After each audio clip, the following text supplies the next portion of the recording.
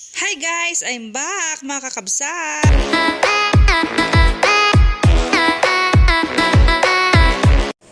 Hi guys! Dahil buntis tayo ngayon,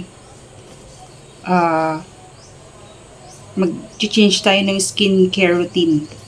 Kung ano kong ginagamit na toner is this one. Tires, kamua. Di ko alam, basta yan. Facial toner, unscented siya, kakabsat. Ginaganito ko lang siya.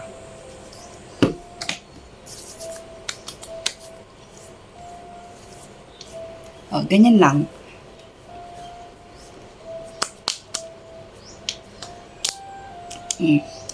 Kasi bawal tayo ngayon sa matatapang. Kasi makaka-apekto sa development ni baby.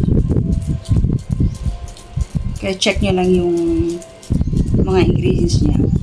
Search nyo lang kakabsat kay Dr. Google. Yung mga hindi pwede sa buntis. Next ko, ginagamit. Ito na. Celitic. Basta yan yun. Moisturizer. Yan lang. Yun ang ginagamit ko ngayon.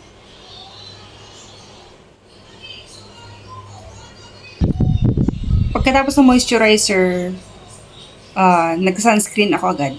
Ito. Ang gamit ko is Lux Organics Mineral Sunscreen. Mineral sunscreen kasi yung recommended na sunscreen. Hindi pwede yung chemical. Oo. Basta mayroon siyang titanium dioxide at zinc oxide mineral sunscreen yun, kakabsat. Oo. Sabi nila ito maganda daw. Pero pag tinay mo, tinan yung kakabsat. Hindi ka naman bet. Pero kailangan pagtiyagaan kasi buntis tayo eh. Hindi ko bet kasi hindi maganda sa skin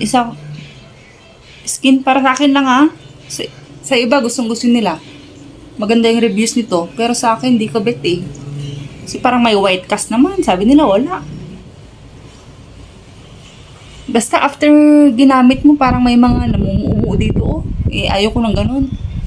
Pero kailangan natin pagtiyagaan kasi para sa baby kailangan mineral sunscreen ang gamitin. Di ko bet. Promise. Tsaka, hindi masyadong, basta. Try nyo na lang. O, ako lang ba to? Mahirap siyang i-apply. Mahirap i-apply.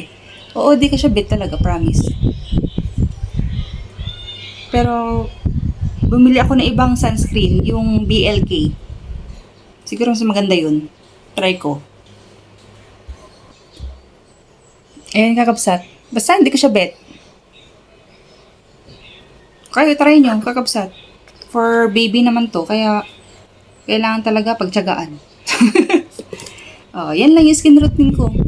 Kakabsat. Dahil pregnant tayo, wala tayong serum ngayon. Sa kilikili ko naman, ginagamit ko is this one. Deonat. Safe. Tapos sa gabi, yung Bello Whitening Cream. Underarm. Ito yan. Sa gabi. Yan ang ginagamit ko. Yan lang kakabsat. Yan yung mga skincare routine ko ngayon. Tapos ito pala yung lotion ko. Lux Organics. Niacinamide plus yan. Yan yung lotion ko ngayon. Okay naman siya. Kasi chinecheck ko yung ingredients niya. Safe naman. Yan lang kakabsat.